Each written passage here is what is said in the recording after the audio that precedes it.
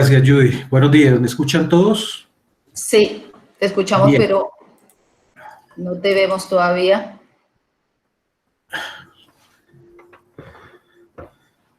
Yo veo la cámara aquí prendida. Ah, sí, y ahora sí. Bien. Gracias, Judy, por la invitación.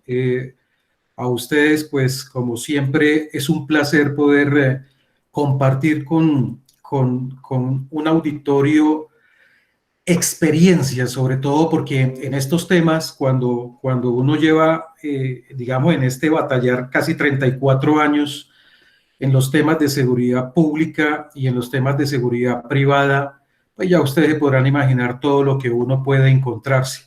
Por favor, Judy, me indica si se ve la presentación.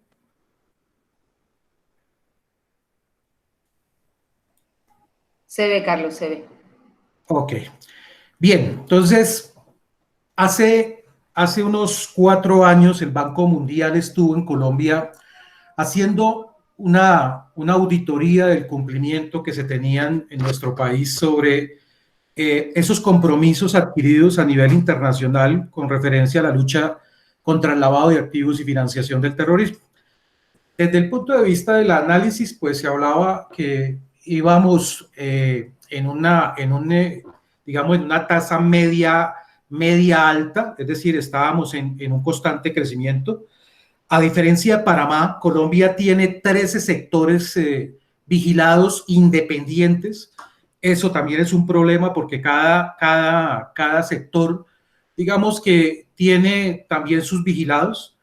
Para ese estudio, digamos que uno de los temas que más llamó la atención era que el sector de la vigilancia y seguridad privada, a pesar de que llevaba más de 10 años, algunos de sus servicios vigilados, no todos completamente lo estaban. Y hablamos de un cuerpo de hombres de más o menos 320,000, que muchas veces es más grande que los mismos miembros de la Policía Nacional de Colombia, armados, que estaban en todos los sectores económicos del país, y la realidad era que solamente estaban, digamos, obligados en su momento a tener medidas para el lavado de activos y financiación del terrorismo, los servicios de transportadora de valores y blindadoras. Pero es bien curioso porque cuando nos sentábamos a hablar con los oficiales de cumplimiento de ese tipo de empresas, pues durante 10 años, donde hay más o menos 8,500 vigilados, con toda esa cantidad de hombres, a toda esa cantidad de servicios, se habían presentado solamente 25 reportes de operaciones sospechosas. Y en los 25 reportes de operaciones sospechosas, solamente uno realmente sirvió. Entonces uno dice, bueno, algo está pasando, o es demasiado bueno los controles que se estaban desarrollando, o la segunda es que definitivamente no hemos podido comprender cómo es el tema de la lucha contra el lavado de activos y la financiación del terrorismo. Entonces, la siguiente pregunta obligada era, ¿cuántas veces le han hecho una auditoría a ustedes para validar si realmente los servicios están funcionando? Uno se encierra en su organización y parece una pecera. Es decir, uno cree que porque no le está sucediendo no significa que allá afuera realmente las cosas están pasando. Y la sorpresa fue mayúscula. ¿Por qué? Porque muchas de estas empresas no habían sido auditadas. Digamos que los temas de control son muy manuales, es decir, listas de chequeo donde usted sencillamente diga si tiene o no tiene, y si no tiene, pues entonces vamos a prestarle atención. Si tiene, pues el día que pase algo, vamos, nos sentamos con usted, usted nos dijo a nosotros que estaba cumpliendo, no está cumpliendo, y entonces, ¿qué termina pasando? Una sanción. Y el problema a veces ni siquiera es económico, a veces el problema es reputacional. Pero otro de los factores que nos dimos cuenta que realmente estábamos muy cortos era que cuando se hablaba de ese enfoque basado en riesgos, cuando las personas tenían que hacer esa identificación de riesgo, esa evaluación del riesgo y entender el riesgo para saber cómo controlarlo, nos quedábamos cortos.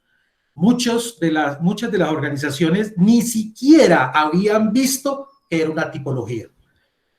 No había un monitoreo, a pesar de que había segmentación, a pesar de que había un monitoreo permanente sobre las operaciones. La realidad era que no se estaba haciendo una actualización de lo que estaba sucediendo. En un país, y traigo el ejemplo de Colombia, donde hay 66 delitos fuentes del lavado de activos, donde en este momento a nivel internacional hay más o menos unos 120 tipologías, que si bien es cierto están retrasadas, y como nos dice Judy, acá desafortunadamente tenemos todos los fenómenos, hablando de situaciones anormales en los temas de seguridad, pues realmente nos quedamos cortos. Este tema de la tipología del blanqueo de capitales y la financiación del terrorismo no paró. Es decir, si nosotros creemos que a partir de marzo, cuando realmente comenzaron, cuando el brote llega aquí a Colombia, donde comienzan a cerrarse, digamos, muchas de las operaciones comerciales en nuestros países, donde terminamos encerrados, porque cuando estuvimos revisando cuántas empresas en su gestión de riesgos tenían identificado que en este momento una epidemia podía mandarlos a todos a la casa. Yo creo que ni el más futurista, ni el que mayor hubiera analizado, hubiera creído que el impacto de lo altamente improbable realmente en este momento nos tiene encerrados. Hoy estamos hablando de que Colombia va por los 150 días de aislamiento obligatorio, lo que obligó a una contracción económica. Eso ha afectado socialmente, ha afectado la economía, ha afectado toda la infraestructura y el crecimiento desacelerado que tenemos en este momento. Hoy estábamos escuchando que la tasa de desempleo en Colombia llegó al 19.8%, y eso que mejoró. Lo que significa es que hay un campo abierto. ¿Para qué? Para que la delincuencia en este momento realmente llegue a ¿qué? A actuar, a seguir trabajando. Ellos siguen innovando y siguen tecnificando, mientras nosotros en este momento estamos más preocupados. ¿Por qué? Por cuidarnos. Y es lógico. Entonces, cuando comenzamos a hablar de temas de tipología, quiero primero recordar, por ejemplo, cuáles son las medidas que a nivel internacional, porque traigo a colación el ejemplo de Colombia, pero no hay que olvidar que los temas de lavado de activos y financiación del terrorismo son delitos transnacionales, y especialmente cuando estamos hablando del sector, hablando de la región, realmente dependiendo cómo le va al vecino, también nos puede ir a nosotros. Ante esta situación, digamos que el Gafilat en el mes de abril lanzó un comunicado a todos sus asociados sobre los riesgos de lavado de activos y financiación del terrorismo. Nos recordaba que había posibles riesgos emergentes a causa de la situación sanitaria mundial, que había que establecer una estrecha colaboración con el sector privado para fortalecer esos sistemas antilavado de activos y contra la financiación del terrorismo. Nos advertían que iba a haber un aumento de fraudes financieros, estafas, tráfico de medicamentos falsificados, oferta de inversiones fraudulentas en la modalidad de los esquemas Ponzi, tráfico de mercancías, adulteración de medicamentos e implementos médicos, venta de estos insumos sin los estándares requeridos por el sector de salud y una sobrevaluación de estos insumos. Y es increíble, pero aquí en Colombia, por ejemplo, cuando se llevó la primera fase del aislamiento, usted conseguir un tapabocas era algo que en el mercado se acabó. Es decir, realmente no era tan fácil conseguirlo, y si lo consiguió era demasiado costoso. Pero 30 días después, ante la flexibilización que se le dio a los controles de las importaciones, el mercado colombiano se inundó. Entonces, uno comenzaba a ver en las redes, comenzaba a escuchar digamos, en los medios de comunicación, que en este momento perfectamente habían 4 o 5 millones de tapabocas importados de China, especialmente, que encontraba uno medicamentos que estaban entrando, que muchas veces no eran controlados por autoridad, entraban de contrabando, o peor aún, el tema de la falsificación que se estaba desarrollando. Además, nos advertían que a partir de los planes de ayuda financiera que iban a establecer los diferentes gobiernos en los países, pues se preveía que iban a haber fraudes y estafas asociados. Además que con los temas de los ciberataques, ¿por qué? Porque prácticamente que nuestra cotidianidad, nuestra vida se nos fue a un tema más virtual, y eso significa que el incremento del accionar de ataques cibernéticos iban a ser, el ciberdelito iba a dispararse, como efectivamente acá lo hemos tenido, por lo menos hemos tenido unas tasas de más o menos un 80% del incremento. Y nos decían que iba a haber un robo de datos para acceso ilícito, ¿a qué? A cuentas bancarias. Nos hablaban también o nos advertían de los delitos relacionados con los aspectos de corrupción, aumentos sustanciales de operaciones financieras remotas o no presenciales, y algo muy importante, las compras de medios electrónicos o en línea. Ya lo vamos a tocar más adelante, pero este es un tema bien importante. ¿Por qué? Porque por ahí es donde realmente en este momento la mayor parte de la recaudación de estos grupos delictivos se está realizando. Y también el tema de realizar fraudes, delitos cibernéticos. Incremento de aprobaciones para realizar negocios por parte de las organizaciones para no perder clientes. ¿Por quién? Por parte de sujetos obligados, pero muy seguramente ante esa no presencialidad y ante el tema de la limitación para poder validar muchas veces la información, pues terminaba uno haciendo contratos sin cumplir realmente con qué, con los requisitos que deberíamos estar desarrollando. Además, nos hablaban de un aumento exponencialmente del riesgo de lavado de activos. ¿Por qué? Por la merma en el personal de cumplimiento. Prácticamente el 80% de las personas están trabajando en casa o están a través de teletrabajo, solamente un 20% en algunas partes realmente lo están haciendo de forma presencial, y los temas de cumplimiento realmente tienen muchas limitaciones, y lo que se proyecta es que por lo menos mientras no tengamos la vacuna puesta, pues muy seguramente nos va a pasar un año más. Entonces digamos que ahí hay un riesgo altísimo con el tema del cumplimiento. La reducción en el volumen de los reportes de operaciones sospechosas. ¿Por qué? Porque hay un retraso total con referencia a la información a recaudar, y la obtención de fondos y recursos en casas de empeño, prestamistas y medios de financiamiento informales. Y aquí este es un punto que a nivel interno realmente preocupa mucho, porque todos esos capitales monetizados que teníamos en nuestro país, pues salieron, ¿a dónde? Salieron al medio. ¿Por qué? Porque muchas personas, muchos comerciantes no pudieron acceder a esos auxilios que, entre comillas, estaba entregando el Estado. ¿Por qué? Porque lo entregaron al sector bancario. El sector bancario, lógicamente, tiene que hacer también sus filtros y sus controles. Muchos no accedieron y entonces terminaron obteniendo recursos de una forma, de esa forma informal, donde realmente uno no sabe la procedencia, de dónde viene, de dónde provienen esos recursos. Además, las organizaciones criminales han aumentado el reclutamiento de personas. ¿Para qué? Para apoyarlas en la ejecución de sus actividades criminales. Entonces uno ve donde organizaciones criminales, porque no hay que olvidar que cuando estamos hablando de terroristas, no son solamente las personas que tienen un fusil, que se tapan la cara y que hacen incursiones que tal vez en este momento causan grandes impactos. Cuando se está hablando de organizaciones terroristas, también se está hablando de ¿qué? De grupos organizados, delincuenciales, grupos delincuenciales armados y grupos armados organizados que en algún momento puedan cometer ¿qué? Actos que realmente puedan hacerle daño a una población. Y lo importante de este delito no es solamente que lo hagan, sino también el que termina ayudando.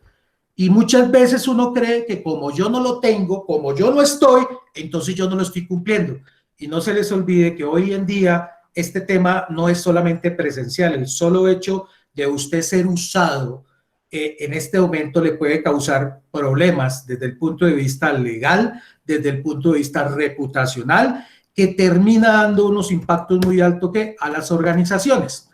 Y cerraba Gafilat diciéndonos que ante la reducción del staff, la merma de la capacidad del análisis y de investigaciones en curso, especialmente con las unidades de análisis financiero en los diferentes países, esa reducción temporaria de agentes fiscalizadores en materia de antilavado de activos y contra la financiación del terrorismo, iba a impactar el alcance, la profundidad y la frecuencia de las supervisiones de sujetos obligados. Hoy en día prácticamente está parado el tema de los controles, de las auditorías, de los monitoreos sobre los obligados. ¿Y por qué? Porque en este momento ya no estamos en una época de crisis, estamos llegando a una parte de la post-crisis, pero en este momento estamos más enfocados en el tema de sobrevivir, esperando a un nuevo futuro, a una nueva realidad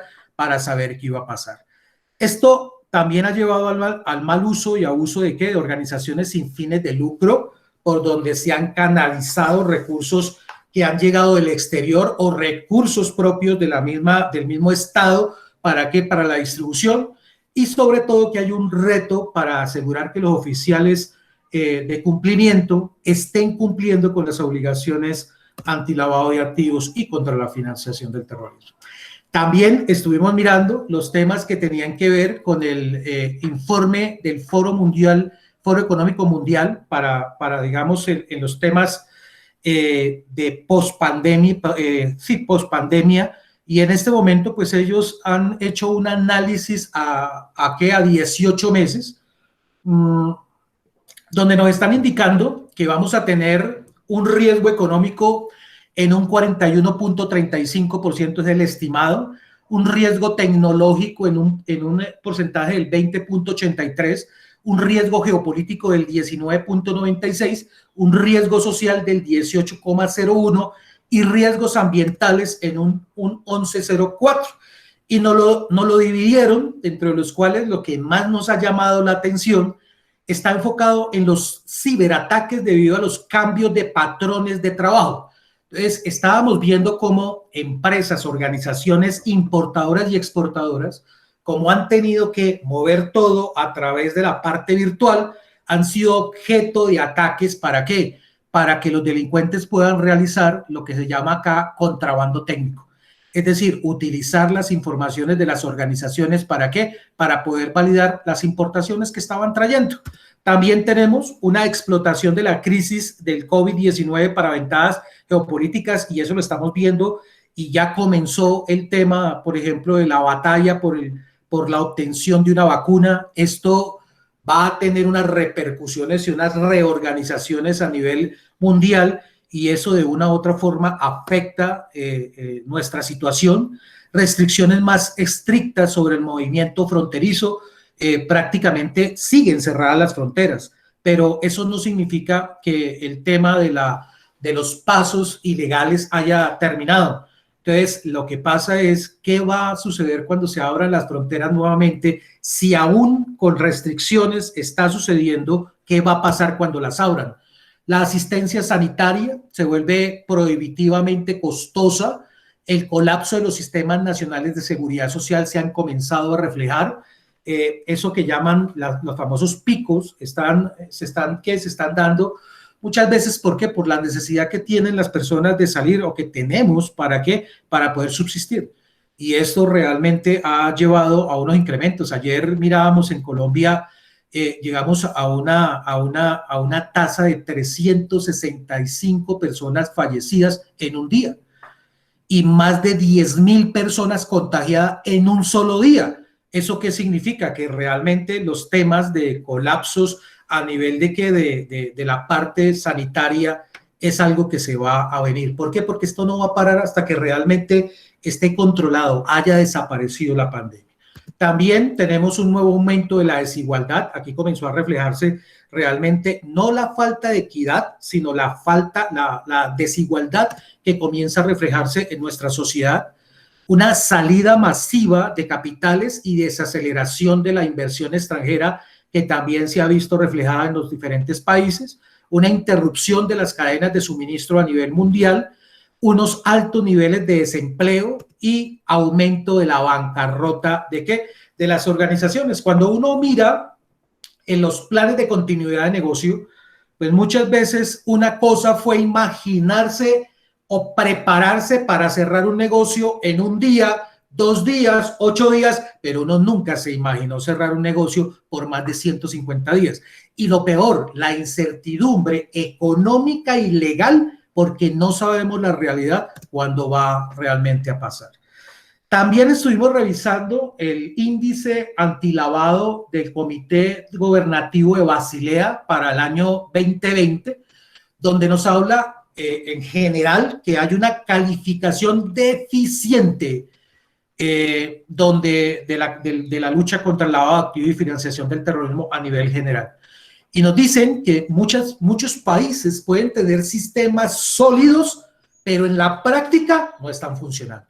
O los países no lo están haciendo funcionar. Y entonces, aquí yo les comparto una infidencia que realmente al final eso se sabe, pero cuando fuimos a diseñar el programa, el sistema de antilavado de activos, de administración de lavado de activos y financiación del terrorismo para el sector de la vigilancia y la seguridad privada, donde les digo que hay más de 8,000 vigilados, donde la Superintendencia de Vigilancia, siendo una organización pública, fue la que tomó la primer rienda en decir a nivel mundial, yo primero tengo que tener mi SARLAF para saber cuáles son mis riesgos y ahí sí poderlo llevar a los vigilados, porque se dieron cuenta que los controles, los mecanismos de control eran realmente manuales. Lo que les decía, todos los años le llegaba a los vigilados un correo electrónico donde decía, conteste sí o no, anexe, en algunos le decía, anexe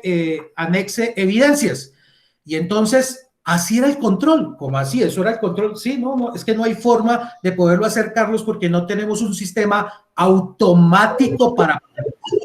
Y eso realmente al final termina incidiendo ¿en qué? En los niveles. Entonces, Colombia, por ejemplo, es un país que tiene mucha normatividad, tiene 13 sectores vigilados, una cantidad, pero la realidad, en la práctica, eso no está pasando. Hay unas principales deficiencias en la región que radican en los altos niveles de corrupción, soborno, bajos niveles de transparencia financiera y debilidad de transparencia y responsabilidad pública. Entonces, cuando uno comienza a ver esos márgenes, uno dice, miércoles, que aquí el problema no es solamente la lucha contra el lavado de activos. Cuando estamos hablando de delitos fuentes, pues estamos viéndonos abocados a ¿qué? A comenzar a monitorear realmente no solamente qué nos está pasando a nosotros, sino ese tipo de situaciones, cómo pueden influenciar en la región. Y para cerrar este tema, hablaban del informe que saca el gobierno americano sobre el cumplimiento de la Ley de Protección de Víctimas de Trata de Personas, y hablan que los grupos criminales organizados después del tráfico de drogas y de armas, esto les ha generado más de 150,000 millones de dólares de ganancia por año. Y ellos han dividido por tier, digamos, los países a nivel mundial que cumplen, los que no cumplen completamente, pero están enfocados en cumplir, otros que definitivamente no estaban cumpliendo, pero comenzaron a hacerlo, y otros que definitivamente que es el tier 3, que realmente no lo hace. Y entonces, a pesar de que en este momento hay cierre de fronteras, eso no significa que realmente el tema una cosa muy diferente es el tráfico de personas y otra cosa es la trata de personas. Y estamos viendo que los índices, especialmente de las organizaciones delincuenciales, en la utilización precisamente de estas personas, pues es muy alto. Y no hay que olvidar que Colombia hace muchos años se ha convertido en un epicentro regional donde están llegando personas de todas partes del mundo. ¿Para qué? Para poder llevarlos o bien sea a los Estados Unidos, vía Panamá, vía Centroamérica, o lo está llevando a África para poder llegar a Europa, o lo está llevando directamente a Europa. Es decir, que el problema no es solamente tener los famosos coyotes para pasar las personas, sino las implicaciones que de ahí en adelante se van a desarrollar. Y cuando estamos hablando ya de tipologías, entonces el informe regional Por ejemplo, para Colombia, que digamos no se ha hecho público completamente, solamente salió un tema de un informe, digamos, ejecutivo, pero dentro de los análisis a nivel internacional, ayer hablando precisamente con la UIAF y hablando con organismos del Estado, con la DIGIN en Colombia, con la CIPOL colombiana, hablando de los temas, de los delitos que en este momento mayor tienen impacto, pues el número uno se llama la corrupción. La corrupción termina alimentando temas como son lavado de activos, financiación del terrorismo, soborno y fraude.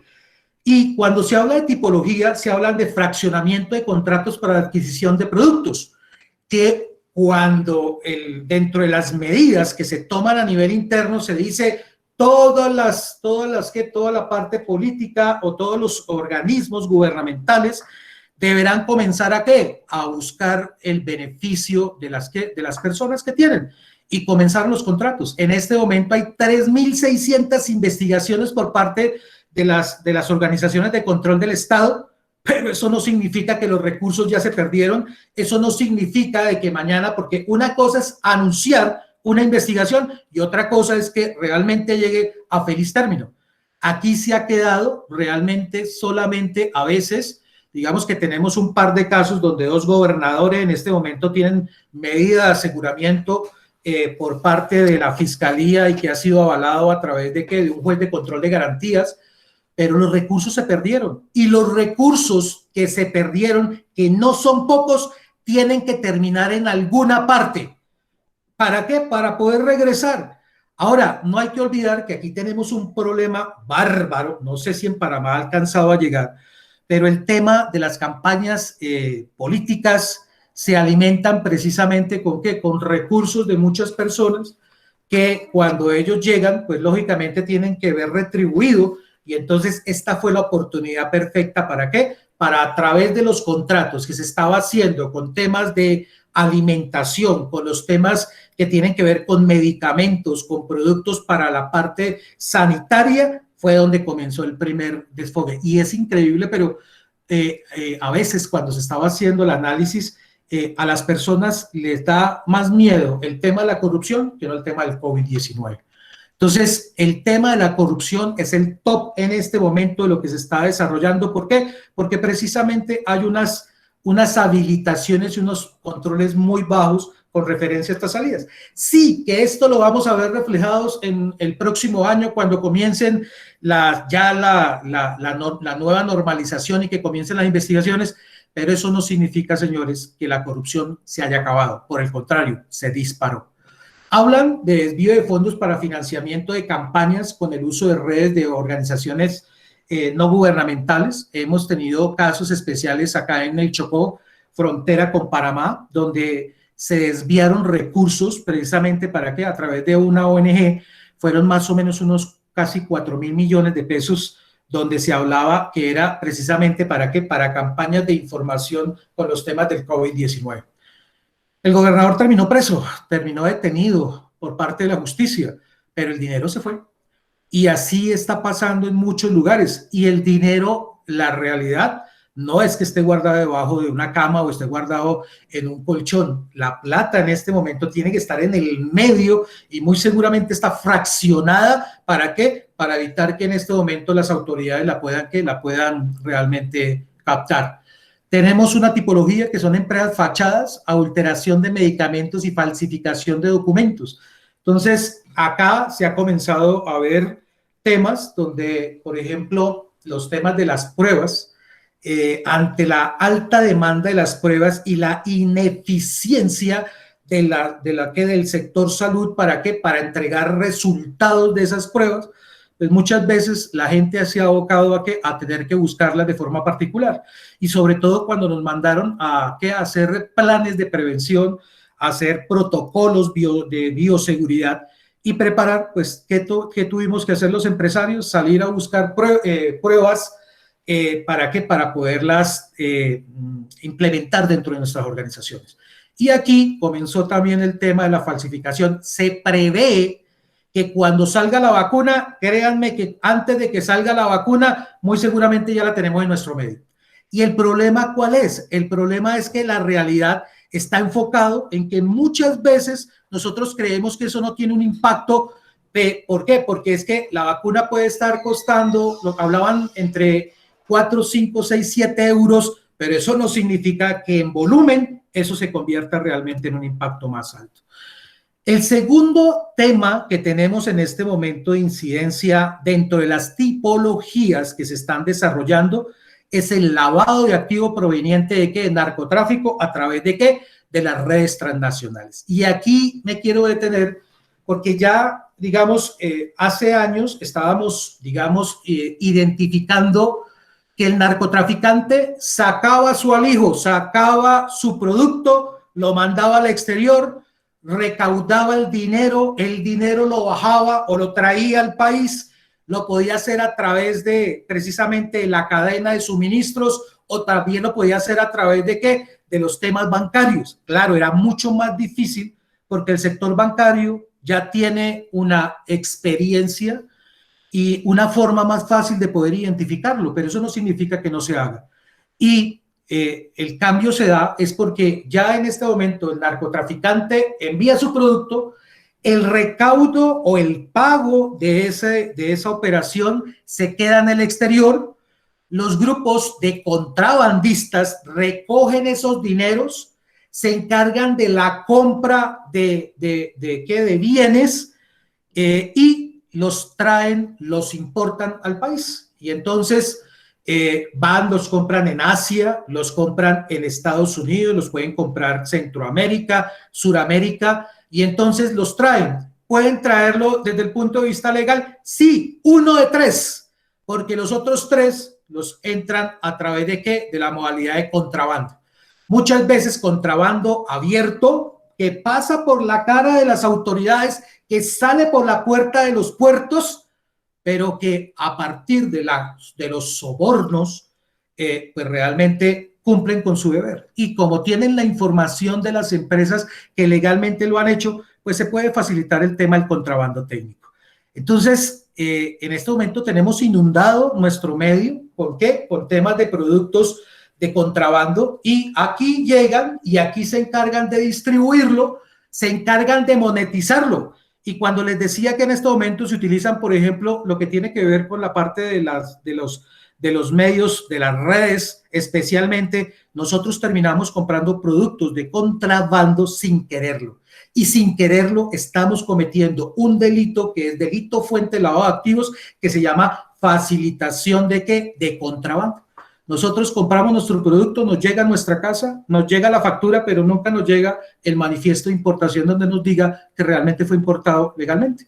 Pero sí estamos dejando nuestro nombre, nuestro número de identificación, nuestra cuenta, nuestra dirección de nuestra casa, nuestro teléfono, donde si mañana hay que rastrear de dónde se obtuvo el dinero, pues salió de dónde, salió de nuestros bolsillos. Entonces, este tema de la tipología del lavado de dinero proveniente del contrabando y violación de derecho de marcas y otros hechos punibles, facilitados por las actividades propias del comercio internacional y un sistema de liquidación de tributos aduaneros y o internos de carácter presunto, pues también está disparado. Si ustedes ven en su lado izquierdo hay una caracterización de contrabando que tenemos acá, donde hay 6 componentes y 48 ejes de análisis que tiene la sala de inteligencia de la Policía Fiscal y Aduanera aquí en Colombia. Y es precisamente cómo el poder atacar realmente. Cuando estamos viendo que, por ejemplo, en los puertos a duras penas se alcanza a fiscalizar, a revisar físicamente apenas el 5%, y eso es mucho de la carga que ingresa al país. Entonces ya ustedes podrán imaginar esa puerta abierta que tenemos nosotros. Las rutas de los medicamentos falsos, digamos que estamos muy pendientes. ¿Por qué? Porque en este momento pues los principales medicamentos falsos vienen de China, de Asia especialmente, lo que es China y la India, y lógicamente pues hay que mirar.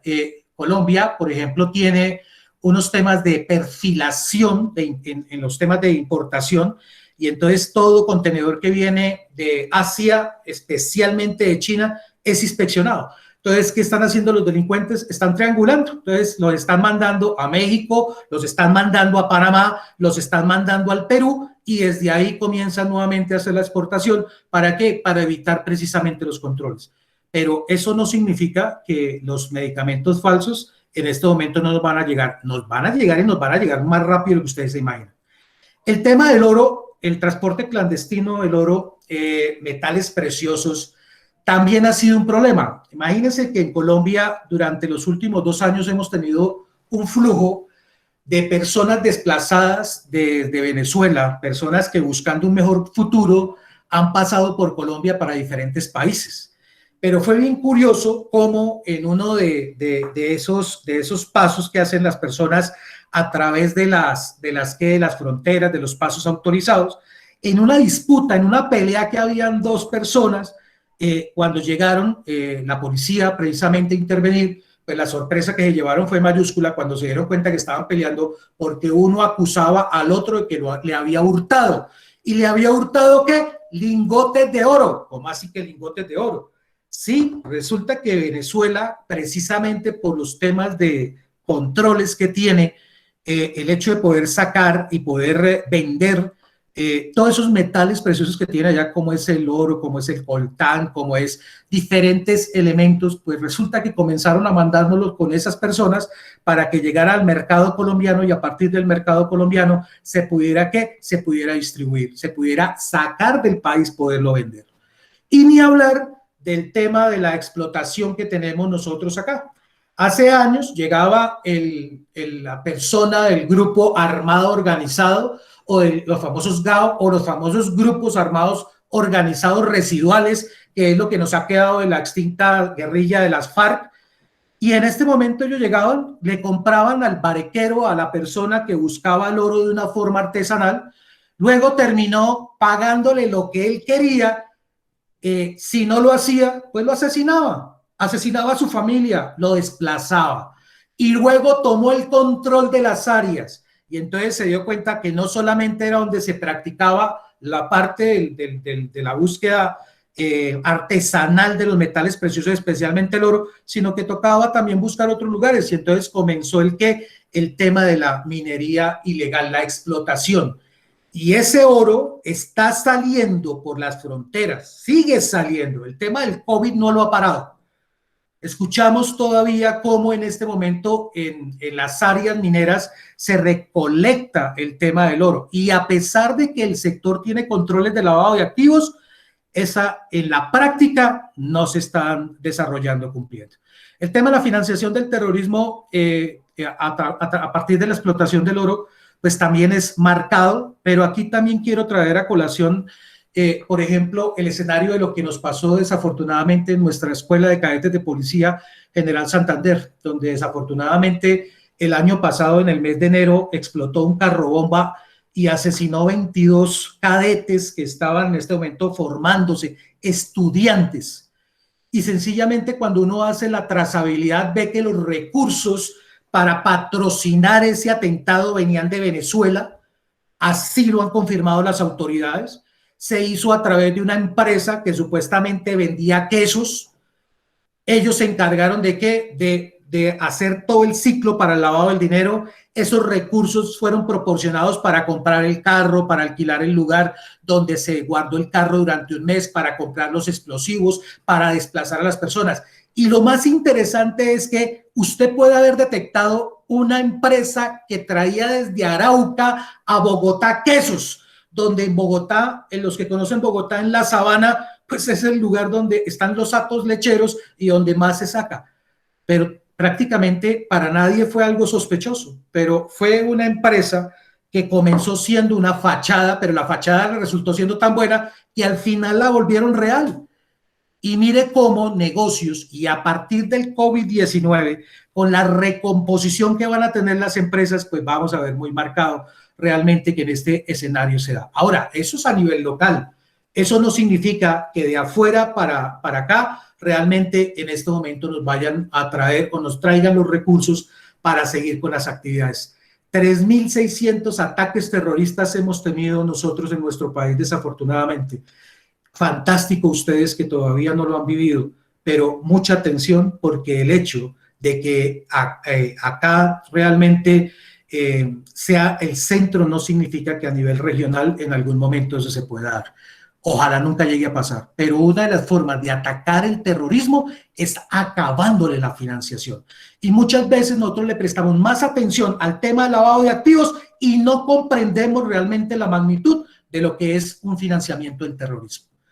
Además, y para cerrar, tenemos una simulación de siniestros de activos adquiridos con recursos ilícitos para lavado de activos y sector financiero. Esto lo han hecho el sector asegurador especialmente ¿para qué? Para actividades de empresas que en este momento hacen las compras precisamente con dineros no lícitos y sencillamente hacen o desarrollan fraudes a través de eventos de pérdidas. ¿Para qué? Para poder cobrar el seguro. Entonces, uno de los problemas, sentados precisamente hablando con el sector asegurador, uno de los grandes problemas son las alarmas. Ellos están en una alerta naranja por el incremento que ha tenido la siniestralidad, situaciones que uno no veía, empresas que realmente nunca tenían una situación, un concepto diferente, pero que se está desarrollando. Es decir, que los temas de tipologías a través de los temas de la simulación de eventos con referencia a los temas de los seguros, también va a tener un impacto. ¿Qué debemos tener? Un contacto constante y acompañamiento con los reguladores, una comunicación con los oficiales de cumplimiento con el fin de detectar, analizar tendencias de riesgos.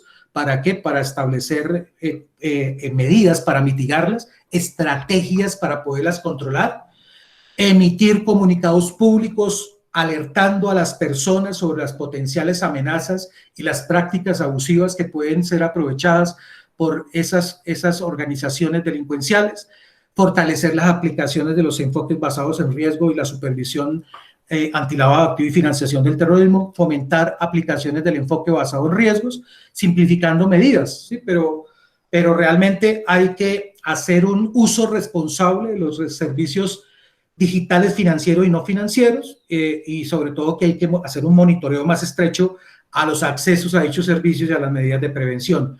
Procurar mayor y mejor monitoreo, transparencia de las transacciones financieras, sobre todo las electrónicas y las de orden internacional, fomentar el uso de la identidad digital para ayudar a las transacciones financieras y el uso virtual y en las medidas antilavado de activos y financiación del terrorismo, fortalecer el monitoreo de operaciones, organización, especialmente con las organizaciones sin fines de lucro. ¿Para qué? Para garantizar que los aportes que realmente le entran lleguen, esos recursos realmente lleguen a donde realmente está previsto. Ya el resto de las actividades, pues digamos, están más enfocados a nivel de ¿qué? A nivel de Estado para poderlo organizar. Entonces, sé que casi me paso el tiempo, pero sé que es muy corto el tiempo para poderlo detallar, pero lo que quiero traerles a consideración a ustedes es que hablar de enfoque basado en riesgos sin hacer un análisis de tipología, y no de la tipología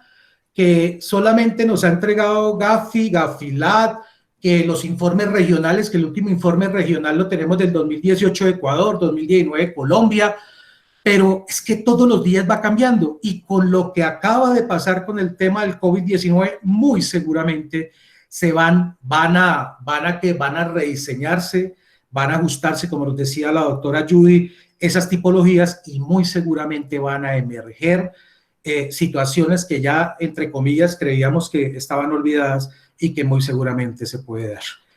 Esto es hasta aquí lo que puedo compartirles el día de hoy. Doctora Judy.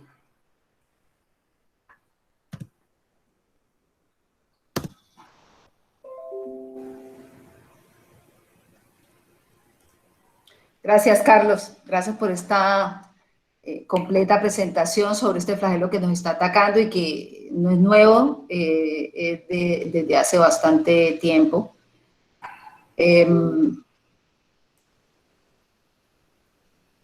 No sé si habrá preguntas o puedo hacer la presentación. Yo creo que sigues presentando tú, estás presentando todavía, Carlos. Si dejas de presentarla, Carlos. Carlos, tienes que ¿Ya? dejar de... ahora sí.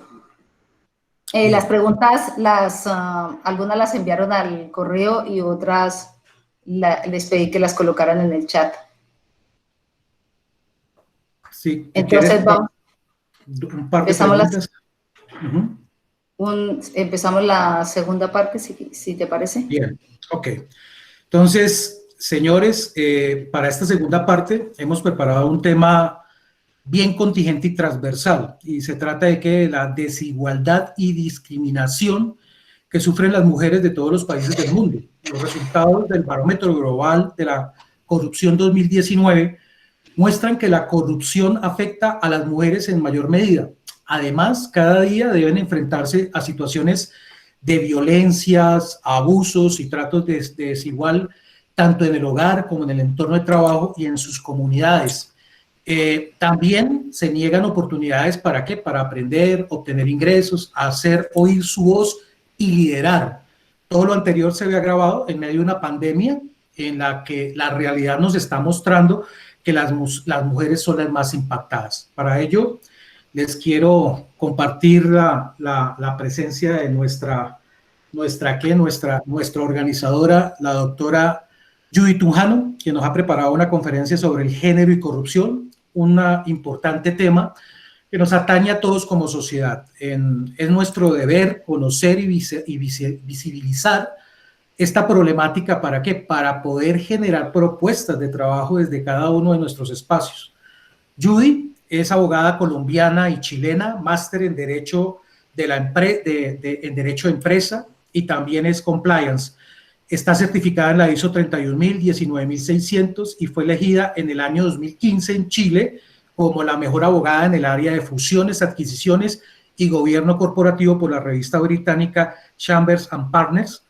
Cuenta con más de 20 años de experiencia en el área legal y de compliance de las empresas multinacionales de varios rubros en Chile y en Colombia, y es miembro de la Asociación de Profesionales de Cumplimiento Normativo de España, Cumplen, y socia de Bain Compliance. Judy, el escenario es tuyo. Muchas gracias, muchas gracias.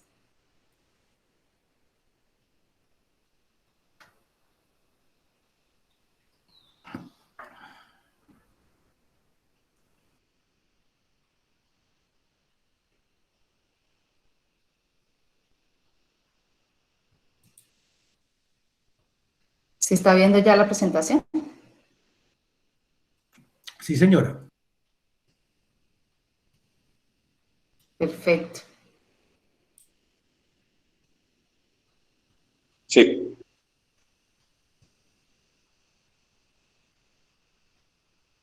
Ya. Gracias por la presentación, Carlos.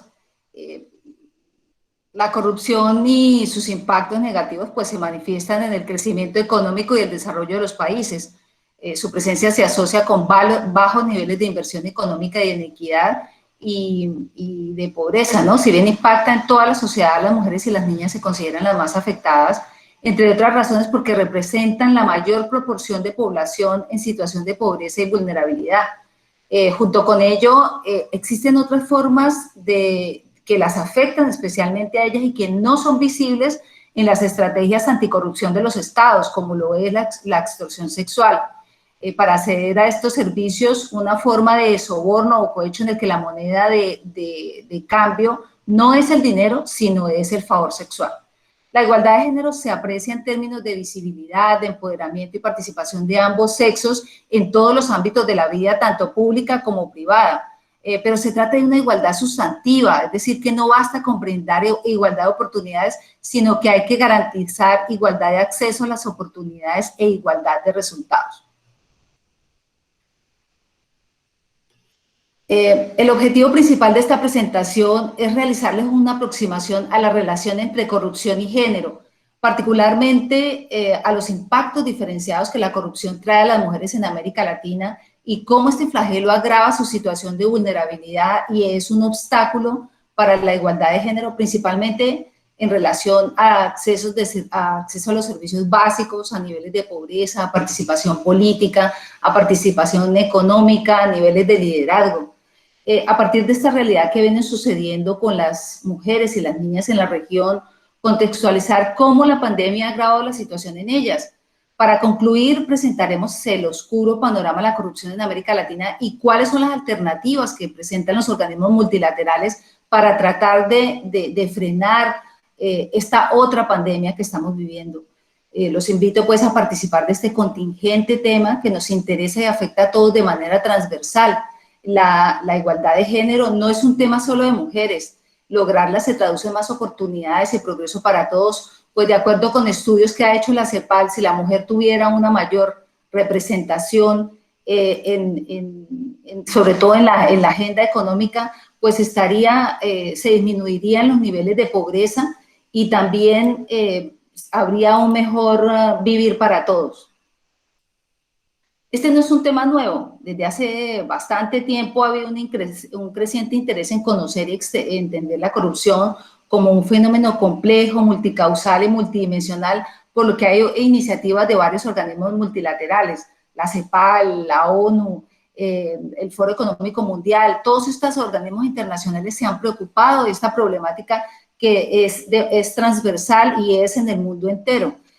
Para el año 2018, en el Compromiso de Lima, que fue el resultado de la 8ª Cumbre de las Américas, se generaron acuerdos respecto de la lucha de género en la corrupción y se llegaron a algunos acuerdos en que los estados se comprometían a trabajar, a promover la colaboración entre instituciones y la sinergia entre todos los estados y entre todas las instituciones que trabajan por este mismo objetivo a nivel de Latinoamérica. Y a nivel mundial, grupos como el B20, el C20, el W20, que todos estos hacen parte del G20 que reúne las principales economías del mundo, también trabajan conjuntamente en propuestas para destacar la importancia del género y la lucha anticorrupción. El año pasado, la Red de Fiscales contra la Corrupción de la Asociación Iberoamericana de Ministerios Públicos también incluyó planes de acción frente a esta problemática, y no solamente a nivel interno, sino también a través de visibilizar la problemática que se está generando en América Latina, que es uno de los continentes que más presenta, junto con África, esta problemática, pero también a prestar principal atención a las investigaciones criminales de los feminicidios o los femicidios. Dentro de los 17 Objetivos de Desarrollo Sostenibles que son impulsados por la ONU, para poner fin a la pobreza, proteger el planeta y garantizar que todas las personas gocemos de paz y de prosperidad para el año 2030, se incluye la igualdad de género en el número 5, y no es concebida dentro de los Objetivos de Desarrollo Sostenible como un objetivo más, sino es un elemento transversal en toda la agenda. Es decir, que la igualdad de género es necesaria para alcanzar cada uno de los 17 objetivos que establecen las Naciones Unidas y el Pacto Mundial para el 2030. Esta necesaria lucha anticorrupción ha ido tomando fuerza, por fortuna, a nivel mundial, a través de distintos movimientos sociales como el Me Too, el Día Internacional de la Eliminación de la Violencia. Ayer, por ejemplo, fue el Día Internacional de la Trata de Personas, también para erradicar la violencia contra las mujeres y lograr ese empoderamiento femenino, lo que constituye pues una gran ventana y una gran oportunidad para visibilizar y dimensionar la problemática que estamos viviendo y fomentar acciones concretas en el contexto latinoamericano. Por ser precisamente un fenómeno complejo, multicausal y multidimensional, no se ha llegado a una definición unitaria de lo que significa la corrupción. Para Transparencia Internacional es el abuso del poder encomendado para beneficio privado. Hay otra definición que a mi juicio es más amplia y precisa, que es la de la RAE, que dice que, porque utiliza otros verbos rectores como el sobornar, el prometer, el ofrecer, y la consecuencia pues es lo que realmente se ve todo el tiempo, que es esa ventaja o beneficio contrario a la legalidad, que no busca el bien común y que puede ser tanto pública como privada. La corrupción no es solamente pública, y por supuesto que alcanza en sentido amplio un sentido inmoral, ¿no? Transparencia Internacional ha dividido para su estudio la corrupción en 3 estados, en gran corrupción, pequeña corrupción y aparte la corrupción política. La gran corrupción cometida por el alto nivel del gobierno, que distorsiona las políticas y el funcionamiento mismo del Estado. la pequeña corrupción como ese abuso que se le confía, como ese abuso del poder que se le confía a funcionarios públicos de medio y bajo nivel en sus interacciones normales con todos los ciudadanos, que tratan de acceder a bienes o servicios como hospitales, escuelas, la policía y otras agencias, y la corrupción política como esa manipulación de políticas e instituciones en la asignación de los recursos y financiamiento por parte de quienes establecen las políticas públicas, ¿no? O las decisiones políticas. La corrupción distorsiona tres importantes reglas de las decisiones políticas, que son, primero,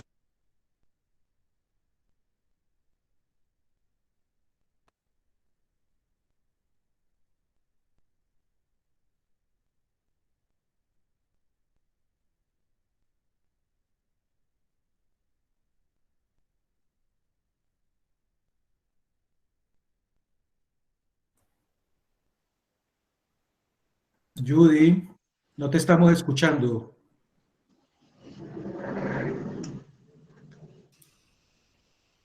¿ya? ¿Hola? Ya, ahora sí te estamos escuchando. Wow. Ya, en la asignación, la corrupción, voy a repetir esta partecita, la corrupción distorsiona tres reglas, que es la asignación básica de los recursos, la inclusión la inclusión para definir en qué se participa, cuándo, dónde, en qué procesos, y la rendición de cuentas que define la responsabilidad de los actores públicos y privados.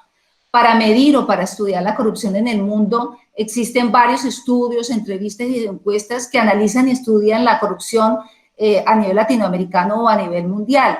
Varias son realizadas por Transparencia Internacional, algunas otras son realizadas por el Banco Mundial, y otras también internacionales como por la World Justice Project.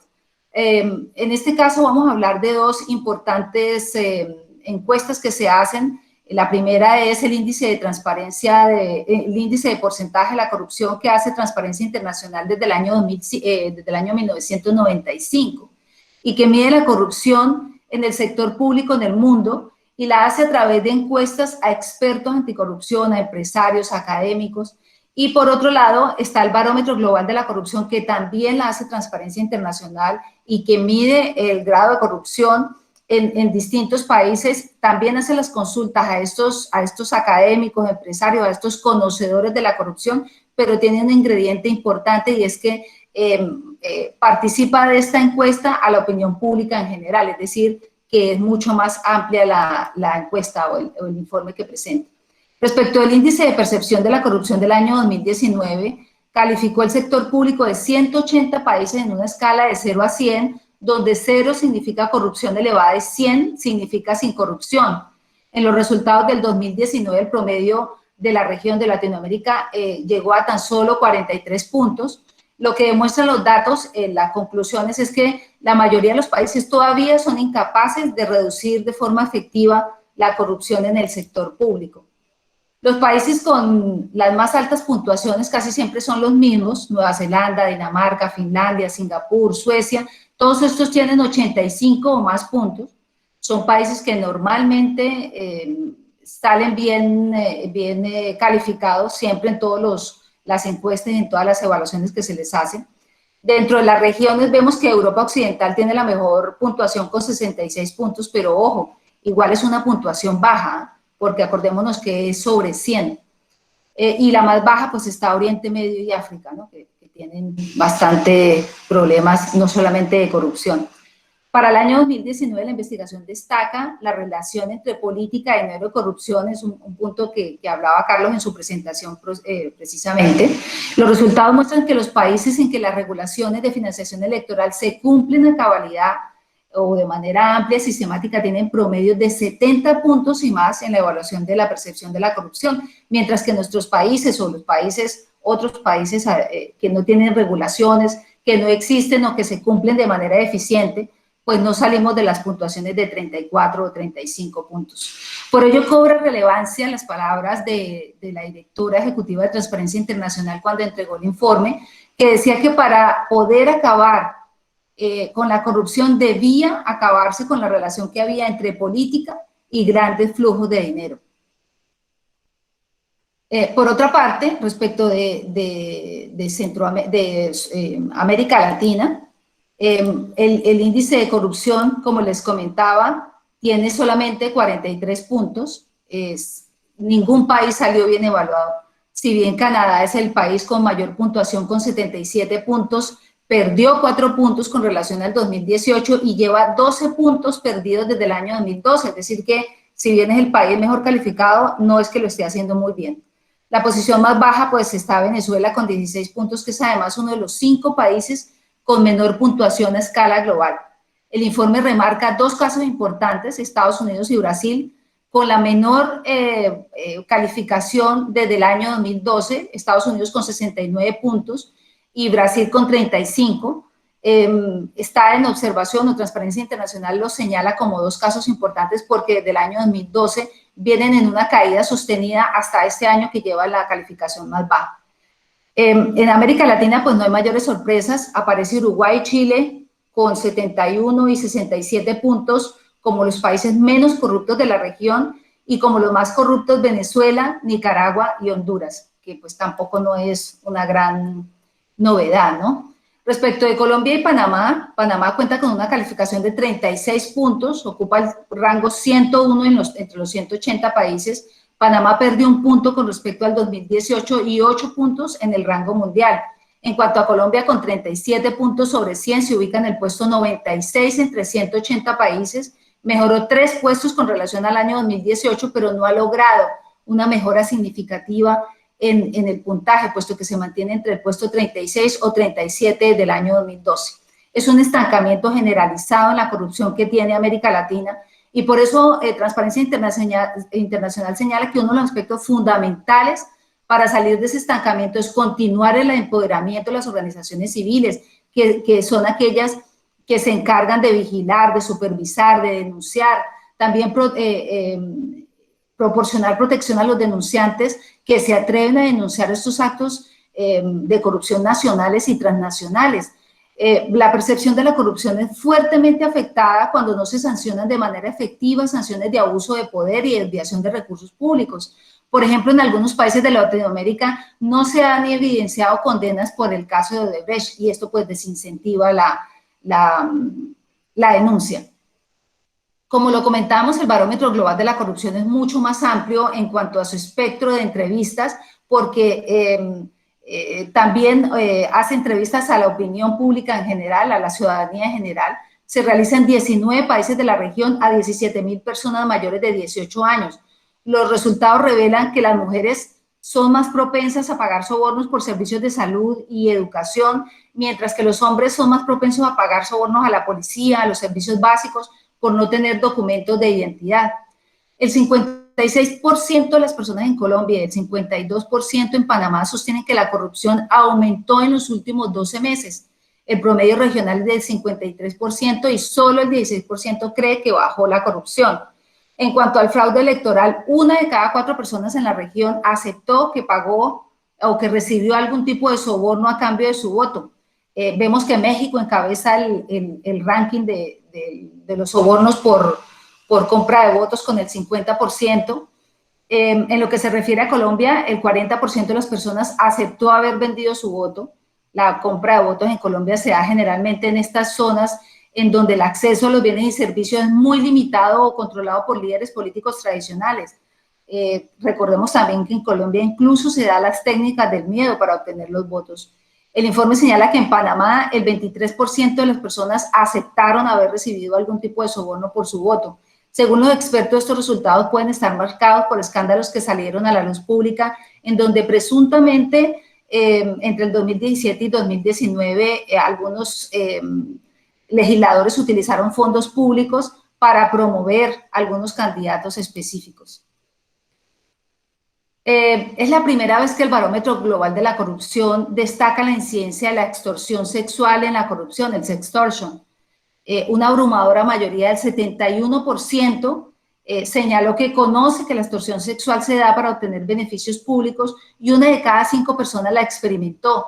Es un fenómeno que afecta mayormente a las mujeres de acuerdo al estudio. El 51% de los ciudadanos cree que se las denuncias por corrupción, a las denuncias por extorsión sexual, las hace un hombre, tienen mayor incidencia y tienen mayor probabilidad de que haya una investigación o una sanción de que si la hace una mujer. Por eso es que Transparencia Internacional solicita a los gobiernos que se reconozca la extorsión sexual como una forma de corrupción para poder tener las herramientas adecuadas para que se dé la denuncia y principalmente para reducir la cultura del avergonzamiento y la culpabilización de las víctimas, que es lo que normalmente desalienta a las mujeres para la denuncia.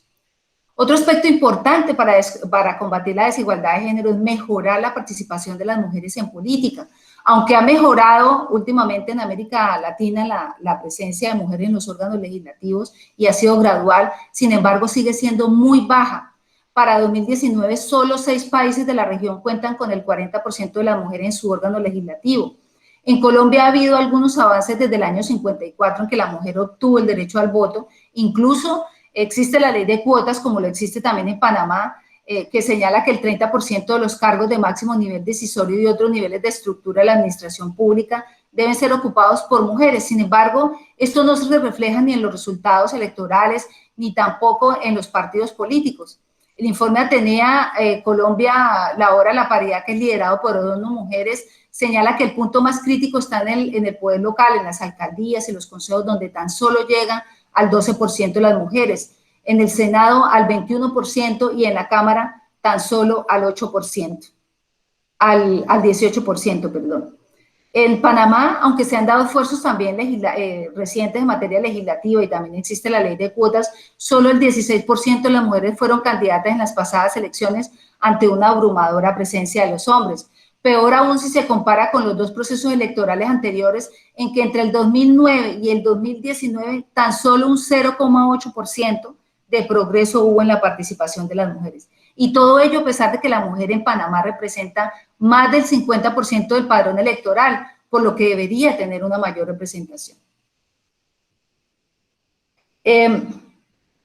Desde el año 2006, el Foro Económico Mundial entrega los resultados del Índice Global de la Brecha de Género, que estudia la paridad de género en 153 países, enfocados en 4 temas principales: en participación económica, en educación, en salud y supervivencia y en participación política. El dato más lapidario del informe de este año señala que tardaremos 99,5 años en cerrar la brecha de género en el mundo, que en todo caso es mejor que el cálculo que se hizo en el 2018, que eran 108 años. ¿Por qué logramos bajar del 108 años al 99,5?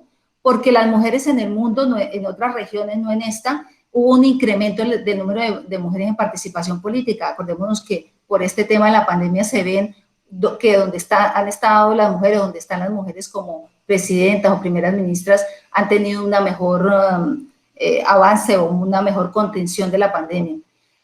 Frente al año pasado, que hubo un 24,7%. La paridad está mucho más cerca en educación y en salud y supervivencia, con un 95,7%. En donde vemos que tenemos un mayor acceso a la educación universitaria.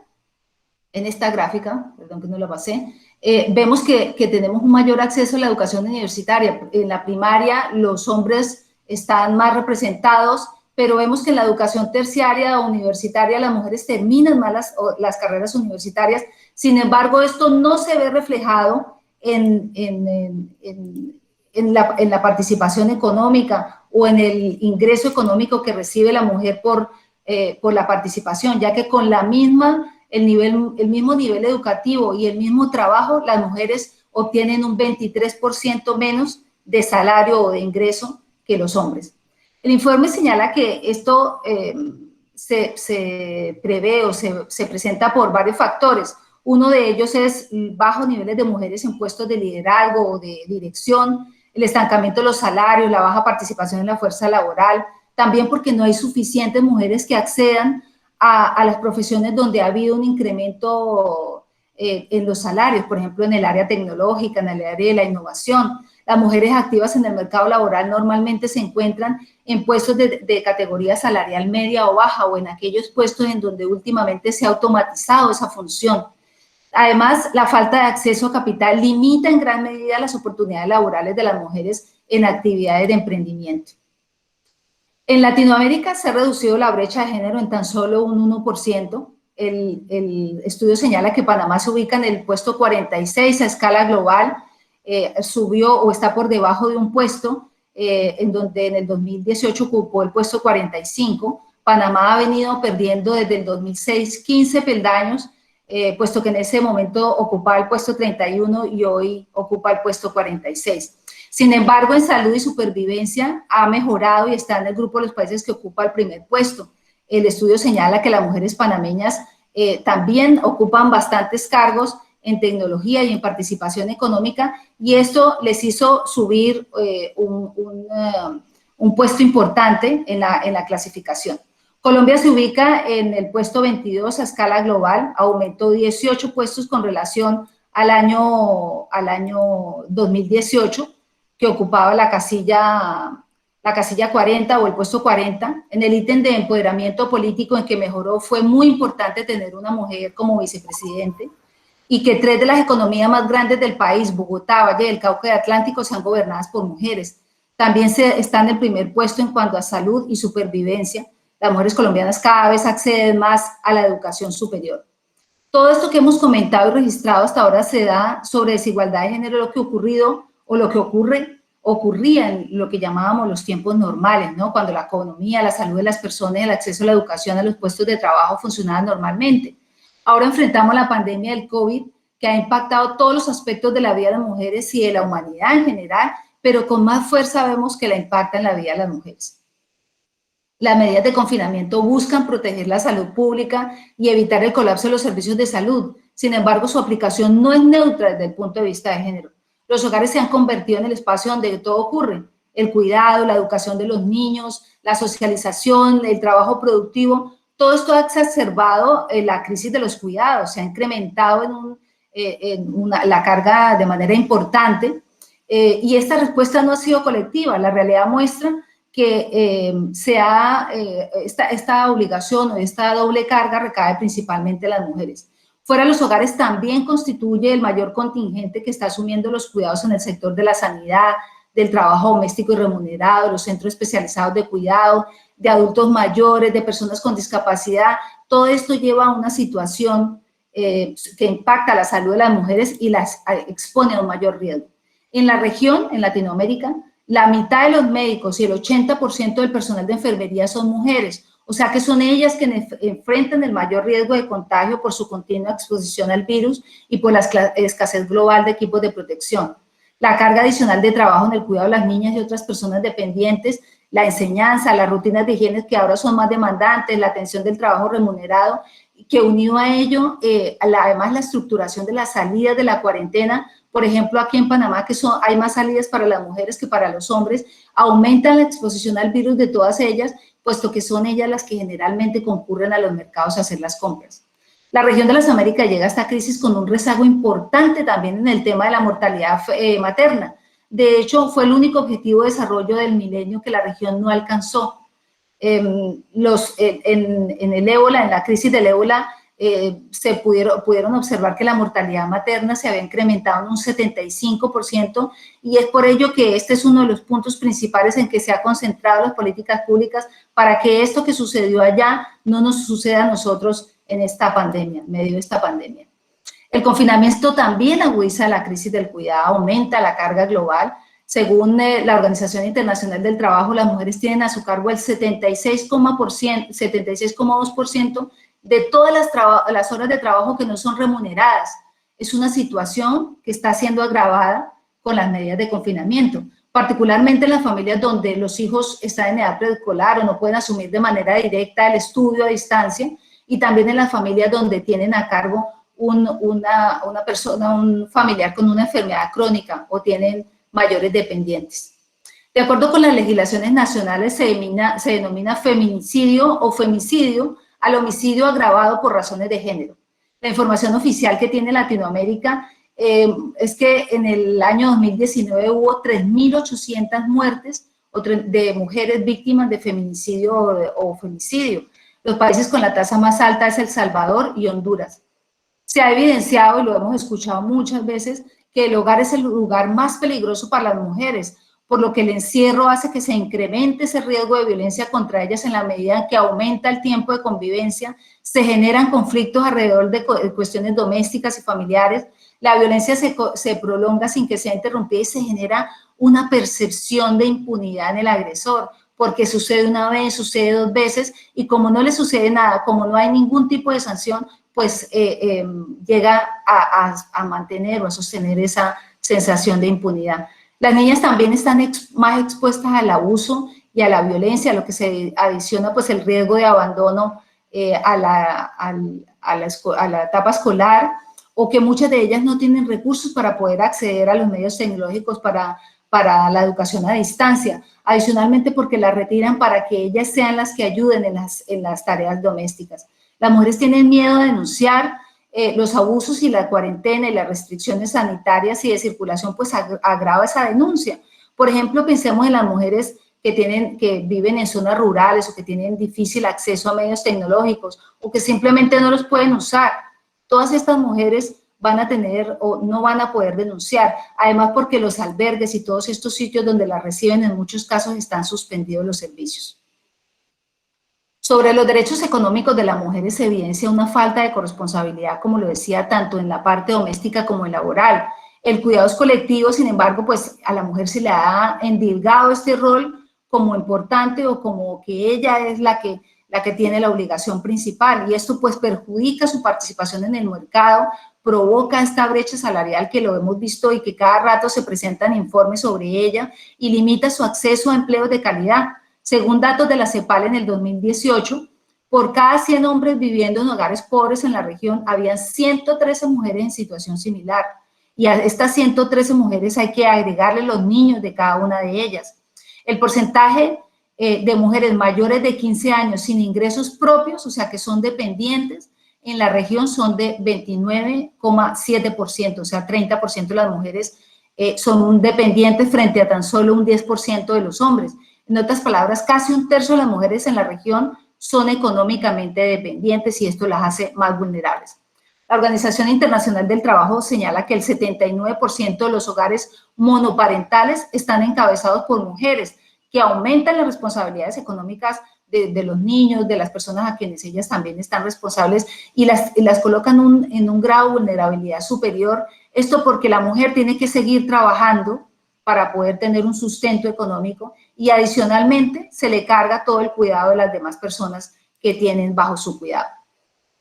Los sectores más afectados por el paro económico o por esta pandemia presentan alta concentración de mujeres. Los primeros datos globales señalan que los sectores de la economía más afectados por la pandemia han sido el comercio, los restaurantes y hoteles, los servicios sociales, el turismo. En América Latina, en promedio, el 32% de las mujeres trabajan en el sector del comercio. Las mujeres son mayoría en las actividades de alojamiento y servicios de comida. En el turismo representan el 54% de la fuerza laboral, y todas ellas han tenido que enfrentar la desaparición total de sus medios de subsistencia, así como también tienen una alta participación en los servicios empresariales o administrativos de las empresas, que también están en este momento en suspensión. Las mujeres migrantes, incluye a las mujeres refugiadas, las desplazadas por conflicto y otras emergencias, también enfrentan todos estos rigores de la pandemia, porque todos estos programas, todas las pensiones, los resguardos que las apoyaban, están suspendidos por la misma pandemia. Pensemos, por ejemplo, las mujeres que también enfrentan el conflicto, además de la pobreza y además de la pandemia. Las mujeres en el Cauca, por ejemplo, en el Cauca colombiano, que enfrentan también a los sectores y a los grupos armados al margen de la ley. El gobierno pues ha presentado, todos los gobiernos en Latinoamérica han establecido políticas que han venido implementando en medio de esta crisis para, primero, prevenir y atacar la violencia, que es lo más urgente, para proteger las vidas de las mujeres que sufren de esta violencia de género. Para denunciar los abusos han dispuesto líneas telefónicas sin costo, botones de pánico y otras iniciativas que por supuesto que han ayudado, pero que no son suficientes. Esto desde la óptica de la corrupción general en América Latina, como lo ha sostenido Transparencia Internacional, la corrupción en el sector salud causa pérdidas mundiales por 500.000 millones de dólares cada año. Si tales son los números en tiempos ordinarios, imaginémonos lo que puede estar sucediendo en tiempos extraordinarios, en donde las normas de controles se reducen pues por la premura de la atención, ¿no? Son las mismas prácticas corruptas que se dan en toda Latinoamérica. Vamos a ver solamente desde Argentina hasta México, se han observado las mismas prácticas. Algunos ejemplos, Paraguay, por ejemplo, que es un país en que ha sido aplaudido por el manejo de la pandemia, de la pandemia, aunque tiene muy pocos casos de contagio y muy pocos muertos también, han tenido bastantes escándalos de corrupción de las mismas empresas públicas, desde el mismo Ministerio de Salud. Brasil también ha tenido bastantes problemas. En Río de Janeiro, por ejemplo, se contrataron el establecimiento o el montaje de 7 hospitales de campaña por 154 millones de dólares y solamente hay uno en atención en este momento. O en Sao Paulo, 100 millones de dólares en respiradores y solamente han sido entregados 150. En Colombia ha habido bastantes casos de corrupción y por eso se organizó un frente inédito entre la Contraloría, la Fiscalía y la Procuraduría General de la República para tratar de proteger los recursos públicos que están destinados a la pandemia. Como lo decía Carlos, se han librado órdenes de captura contra 10 alcaldes y gobernadores. Al menos 14 de los 32 gobernadores han sido investigados o están siendo investigados por casos de corrupción. En Perú, de acuerdo con datos de la Procuraduría Anticorrupción, se han registrado 724 casos de corrupción que están siendo investigados en este momento. La Contraloría de ese país ha emitido 5.000 informes sobre casos de corrupción. En Bolivia, el ministro de Salud y el cónsul de Bolivia en España permanecen en prisión preventiva sobre una conspiración para la compra de respiradores con un sobrecosto de aproximadamente 2 millones de dólares. El alcalde de Cochabamba también está detenido por otra investigación por un sobreprecio. En Panamá se investigó y se logró frenar la compra de ventiladores con sobreprecio que el Ejecutivo tenía en proceso. Además, se encuentra en investigación el presunto sobrecosto de un hospital modular. La magnitud de esta situación es tan compleja, de esta situación de corrupción es tan compleja, que el pasado mes la Organización de las Naciones Unidas creó el Observatorio Regional de Precios de Medicamentos en América Latina. Se trata de una plataforma virtual que permitirá a los gobiernos y la sociedad civil acceder de manera directa y gratuita a la comparación de precios internacionales de fuentes oficiales de 21 países para lograr establecer un rango justo de precios. Si bien esta herramienta no será de uso obligatorio para los estados, lo que busca las Naciones Unidas es establecer una agenda de transparencia para que la sociedad civil o las ONG puedan hacer un seguimiento de las compras de medicamentos por parte del gobierno. Por ejemplo, la agencia señala que el costo del tocilizumab, que es un medicamento de alto precio de Roche, que se utiliza para la artritis y que ahora es uno de los que están siendo usados para el tratamiento del COVID, presentó entre febrero del 2019 y abril del 2020 una fluctuación del 400%. Por su parte, la Corporación Andina de Fomento, la CAF, emitió un policy brief en donde presenta cómo los datos y las nuevas tecnologías por medio de la digitalización de los procesos puede ayudar a los gobiernos para la transparencia de sus actuaciones y rastrear para la sociedad en general el uso de los recursos públicos en tiempo real. ¿Qué es lo que plantea? Lo primero es la rendición de cuentas orientada a resultados que se hace mediante la herramienta OpenRBF, que es un software con código abierto que administra un esquema de transparencia presupuestal basado en resultados y en el desempeño en sectores como salud, como educación, como gobierno. Sin embargo, se puede aplicar a cualquier otro sector. Este software lo que hace es amarrar los pagos a que se concluya o a que se cumplan los contratos que han sido ejecutados o que están en ejecución. Es decir, que si se cumple la prestación acreditada, se genera o se autoriza el pago. El segundo es la publicidad de la contratación directa de emergencia. Para ello, la CAF propone una solución tecnológica que fue desarrollada en Estados Unidos y que se trata de un sistema automático de alertas de contratos con los gobiernos. ¿Qué hace esta aplicación? Permite que los proveedores se registren de manera gratuita y que dispongan en esta plataforma todos los productos o servicios que pueden ofrecer al gobierno, los precios, se les hace un due diligence anterior y una vez que sucede esto, se hace un cruce de la línea de negocios del aspirante con los requerimientos que está teniendo el Estado, de manera que la contratación pueda hacerse de manera directa y mucho más transparente. En materia de contratación, presenta el Open Contracting Data Standard, que es un sistema que ya funciona en Argentina, en Colombia, en Chile, en México y en Paraguay con resultados importantísimos. El estándar de datos de contratación abierta está diseñado para publicar los datos y los documentos en todas las etapas del proceso de contratación y ya en la ejecución del mismo contrato.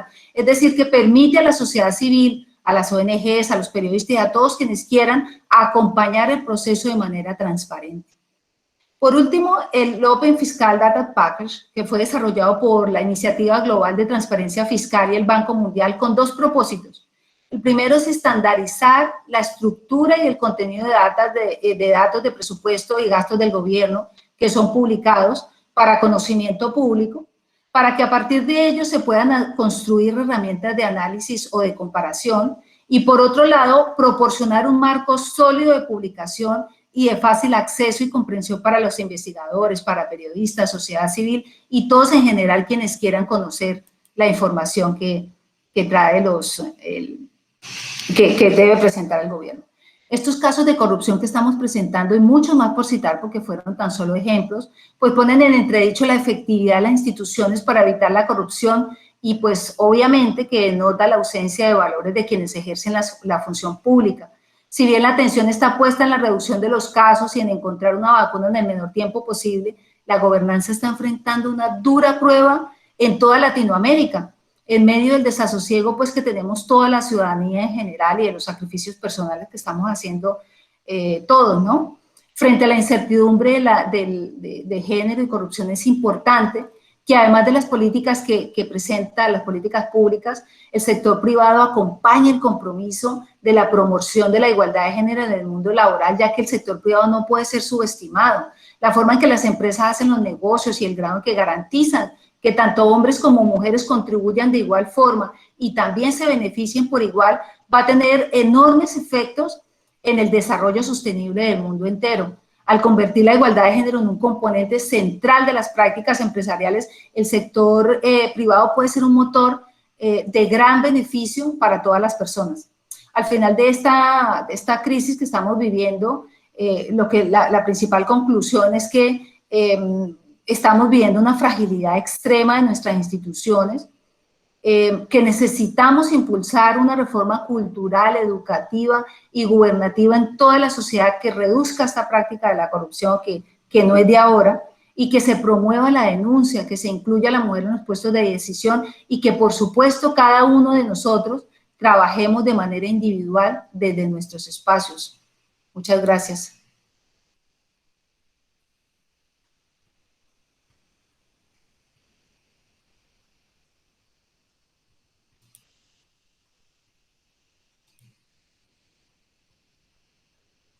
Hola, ¿me están escuchando? Sí, señora, te estamos escuchando. Gracias.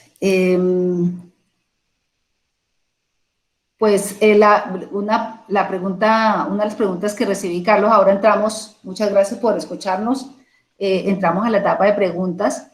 La primera pregunta es es para ti, Carlos, es saber cuál es la tipología más difícil que has tenido que enfrentar o qué es lo que se ve o sea, ¿cuál es la más extraña que tuviste o que has podido ver en toda la carrera?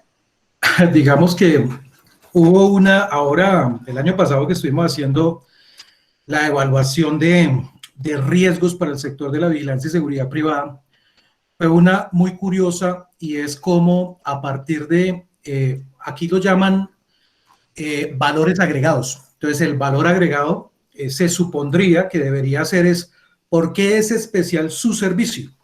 ¿Por qué yo lo debo contratar?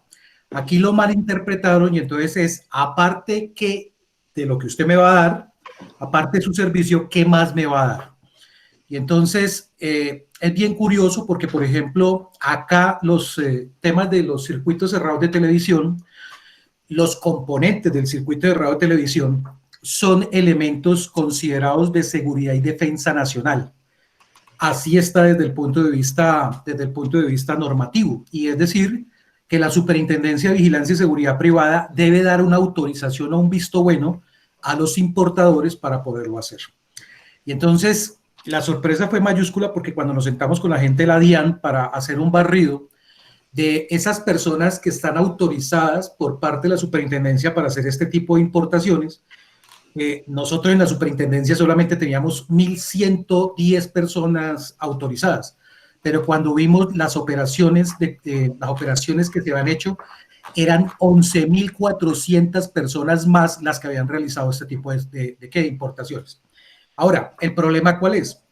El problema es que la gente llegaba y le ofrecía precisamente para los temas de ganarse un contrato los circuitos de radios de televisión. Y entonces muchas veces recibían los circuitos de radios de televisión y esos circuitos de radios de televisión venían de contrabando. Entonces, y es más, sentado con el mismo jefe de fiscalización de la DIAN, llegaba y me decía, Carlos, usted me acaba de dar preocupado porque ¿eso qué quiere decir? Que en este momento el circuito de radio de televisión que tiene mi conjunto, del cual yo soy el presidente, es de contrabando. Le dije, pida el documento que garantice que realmente eso se da. Y la sorpresa fue mayúscula. Nunca se pudo conseguir el documento, es decir, el elemento material probatorio de esa facilitación de contrabando en muchos hogares del país, en muchos lugares, está puesto. Y entonces, y lo que hablábamos, es increíble, pero ni siquiera la misma DIAN tenía claro exactamente qué era ese tipo de situaciones. Entonces, ahí el problema es cómo poder controlar que realmente en este momento la gente, digamos, tenga esa conciencia de no facilitar. Ya, mira, hay otra pregunta, es, ¿cuál es la tipología que se presenta en Colombia que incluye a Panamá? El tema de contrabando. O sea, digamos que se han encontrado, es decir, hay varias, pero digamos que la que más se ha marcado es que la mayor parte de los contrabandistas que traían contenedores directamente de China, claro, la Polfa y la DIAN inmediatamente identificaron el tema, especialmente de los misceláneos, especialmente alta tecnología, especialmente telas. Pues digamos que ahí se vio muy marcado, comenzaron a perfilarse. Y entonces, ¿qué hicieron ellos? Comenzaron a desviar las exportaciones hacia otros países, entre esos Panamá. ¿Eso es irregular o ilegal? No, porque la realidad es que ya está llegando sin problema. El problema es que cuando lo sacan de allá y lo traen para acá, lo que hablábamos, aplicando los temas de soborno, especialmente con las autoridades de control, pues sencillamente los entran. Y es más, ahora tenemos una situación especial que no es solamente contrabando, y nos están trayendo elementos para la falsedad marcaria. La semana pasada, la Policía Fiscal y Aduanera allanó en Cali un lugar donde se encontraron cientos de miles de botellas para perfumería que iba a ser falsificada. Claro, cuando usted comienza a mirar la trazabilidad indicaba de que esos elementos habían llegado o habían pasado por Panamá. Entonces, digamos que se ve muy marcado el tema de las operaciones logísticas, especialmente en los temas de importación. Y ni hablar con el paso del tema del oro. Entonces, sí, digamos que... Esa era la siguiente pregunta. Aquí dicen, por favor, ¿puede repetir lo que se habló del paso de oro de Colombia a Panamá? No, es increíble, pero miren, así como de Venezuela vienen caminando las personas trayendo el oro, esas personas que sacan muchas veces a partir de Urabá, cerca al tapón del Darién, que están pasando para esos lugares, están pasando también con oro. Es decir, las bandas criminales reclutan a estas personas ¿para qué? Para hacer el paso, allá lo reciben y allá se encargan de comenzar a hacer su operación, bien sea que lo hagan a nivel local o que lo sigan desplazando para otros países. También tenemos personas que aquí en los aeropuertos se han encontrado, especialmente cuando se está hablando de equipaje facturado, es decir, el que usted lleva a la mano. Muy seguramente también utilizan diferentes formas, doble fondo para sacar, digamos, los lingotes. El tema de la minería ilegal en Colombia es bárbaro, está arrasando con muchos lugares en nuestro país y realmente ellos han visto en este momento, mire que el precio del oro ayer tuvo el precio más alto en toda su historia. Entonces, esto sigue motivando a los delincuentes para que para realmente capitalizar a través de este tipo de metales el tema o el escenario. Entonces, sí, el tema de migrantes es un tema que hay que prestarle mucha atención, y el tema de paso de personas que llevan en su equipaje, llevan también, no necesitan pasar toneladas, ni no necesitan pasar muchos kilos. Sencillamente en cada viaje que lo puedan hacer, lo pueden desarrollar. Es más, si me permite, Judy, había un caso que no tiene que ver con el COVID-19, pero lo identificamos hace más o menos 1 año y medio, donde una persona que era copiloto de una aeronave, de una aerolínea colombiana, cuando se le estaba haciendo la debida diligencia, vimos un incremento patrimonial. Él, cuando ingresó a laborar con la organización, tenía apenas 100 millones de capital, es decir, de patrimonio, pero al año siguiente, cuando se le hizo nuevamente ese estudio socioeconómico, tenía 1.300 millones, es decir, 1.300 veces incrementó su patrimonio. Cuando se trabajó con él, él lo que indicaba era que alguna vez había llegado a Guatemala, y que él había llegado mientras estaban, digamos, organizando el avión para regresar. Entonces, él había estado ahí en la zona libre, había estado tomándose una gaseosa con un pastel, cuando una persona se le acercó a comprarle supuestamente el reloj que él tenía y el anillo que él portaba, y que él le dijo simplemente como por darle un precio que le cobraba $3.000.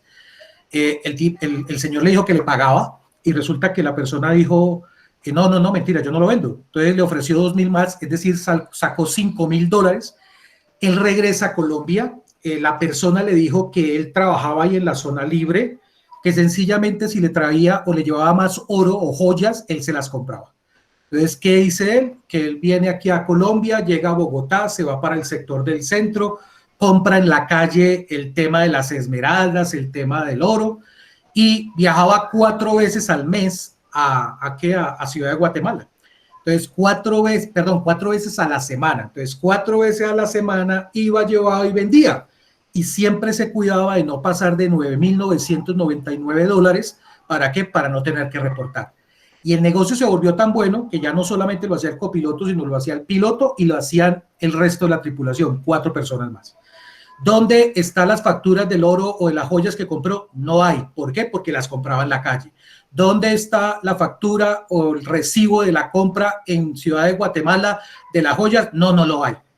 Entonces, ¿por qué? Porque supuestamente estaba en zona libre y no era un elemento. Había control sobre la salida del oro aquí en Colombia. Si es joya, usted lo podía aportar. Es decir, que no había un control directo. La aerolínea podía despedirlo porque estaba utilizando los aviones, el uniforme y las rutas. No. ¿Por qué? Porque el piloto, cuando está en tierra, no está trabajando. A pesar de que se tenía en el Código de Buen Gobierno el tema de la utilización, no era claro. Entonces, digamos que la persona, lo que tuvieron que hacer fue reubicarlo en otra ruta. Pero mire la forma tan fácil en que en este momento estaban haciendo un lavado, porque puede ser que las joyas ni siquiera existían. Ellos lo que estaban haciendo era trayendo el dinero de a $9.999. ¿Para qué? Para ingresarlo al país. Entonces, realmente cuando uno no tiene muy identificado el tema de las actividades, en cualquier momento se puede presentar ese tema. Ya hay otra pregunta que dice, ¿cómo podemos contribuir a disminuir la brecha de género? ¿Qué opinas tú, Carlos? Yo creo que con conciencia. Yo creo que uno debe ser consciente de la igualdad que tienen los géneros. Realmente yo no considero que en este momento la fuerza se haga diferente o la fuerza haga la diferencia.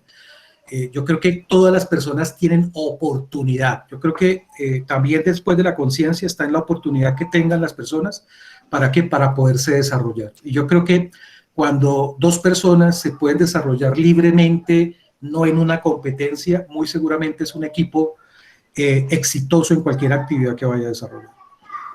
Y participar, ¿no? Participar, visibilizar el tema. Este es una importante ventana para poderlo traer a colación, porque son temas tabú que normalmente todos sabemos que existen, pero de los que no se hablan, de los que no se participan, de los que normalmente se dejan pasar porque de pronto no nos afectan a nosotros, porque ya aceptamos la situación como es. Entonces yo creo que es importante, lo primero, visibilizarlo, hablar de él y segundo, participar de todos los movimientos, apoyar a las mujeres en esta lucha, en este trabajo que están haciendo por la igualdad de género. Sí, aquí hay algunos comentarios de Maricín Lu, que dice: se dan casos en que ahora por el tema del COVID muchas empresas participan para ganarse licitaciones y no son empresas cuya actividad se dedican a importar insumos sanitarios. Claro. Así es. Sí, no, eso es completico. Aquí tenemos empresas que estaban dedicadas, por eso digo que la recomposición que va a haber, es decir, la debida diligencia que nos toca comenzar a desarrollar, va a ser bárbara, porque hay empresas que cambiaron su objeto social, hay personas que socios desde el punto de vista societario cambiaron, desde el punto de vista de capital. Ayer mirábamos una empresa que hace 3 años había comenzado con un capital de 5 millones de pesos, 5 millones de pesos, una sociedad, es una SAS, y en un año se incrementó el capital según sus ventas en 300 millones, normal, pero al año siguiente cambiaron de socios y en este momento tienen ventas por 7.000 millones de pesos en un año. Y cuando fuimos a mirar, ¿es normal, pero cuando vamos a mirar qué es lo que hacen ellos, solamente tienen un cliente. Ese cliente es el que le genera 7.000 millones. Entonces, digamos que esas ya son señales de alerta. Y entonces, venga, ¿quiénes fueron los nuevos socios que de un momento a otro dispararon esta empresa? Y la sorpresa es que una de las nuevas socias es una señora que tiene un negocio de venta de celulares. Hablando de un negocio, es una tienda pequeña de venta de celulares en el sector de Urabá. Entonces, venga, pero ¿y esta señora que vende celulares, cómo trabaja Urabá, este tema? Hay que decir que es, Carlos, Urabá hay que decir que es frontera con Panamá.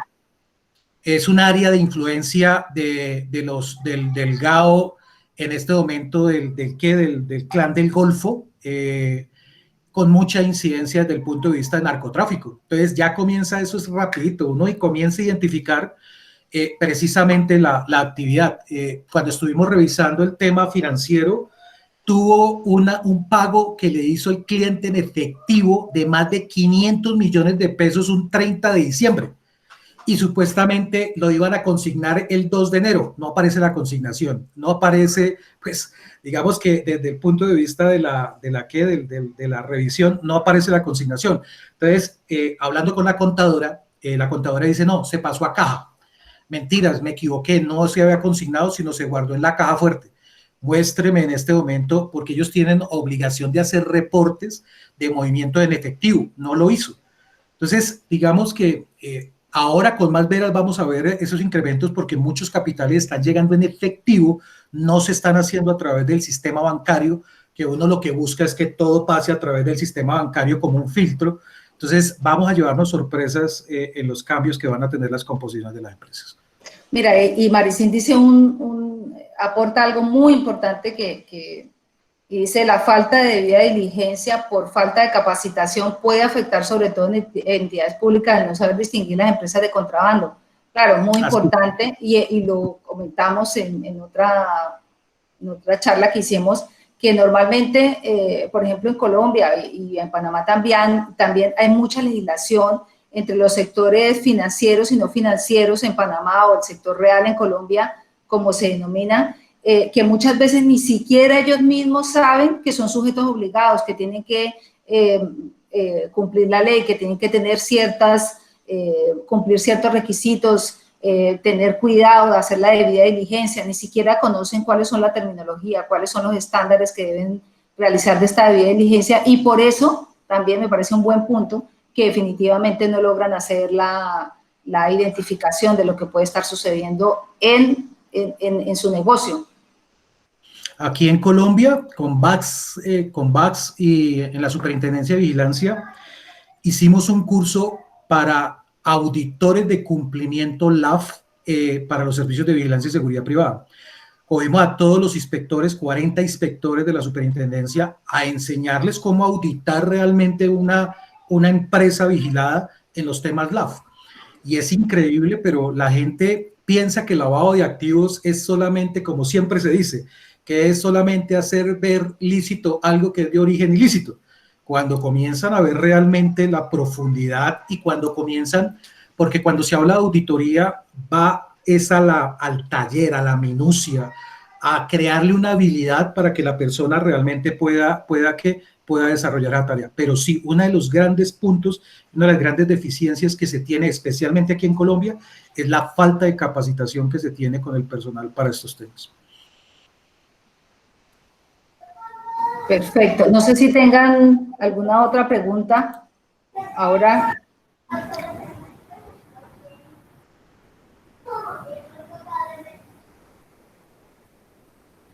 Pues no tenemos más preguntas. Pues muchas gracias, Carlos. Muchas gracias a todos los asistentes. De verdad que para nosotros es un agrado y un honor estar aquí con ustedes. Los invitamos para la próxima, que después les indicaremos cuándo será. Muchas gracias. Gracias a ti, Judy. Gracias a todos. Por favor, cuídense. Esa es una tarea que cuidémonos. Gracias. Hasta luego. Gracias.